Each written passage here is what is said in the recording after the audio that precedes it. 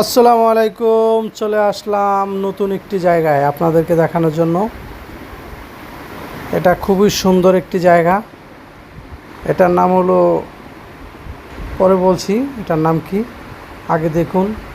আমার তো খুব ভালো লাগছে, ভিতরে দোলনার উপরে বসে বসে আপনার খাবার খেতে হয়। খুবই সুন্দর একটি রেস্টুরেন্ট। এটা হলো কেরানীগঞ্জের ভিতরে। আমরা সন্ধ্যার পর পর ঢুকেছি, তার জন্য আলোটা একটু কম আর মোবাইলের ভিডিও অত ভালো আসে না।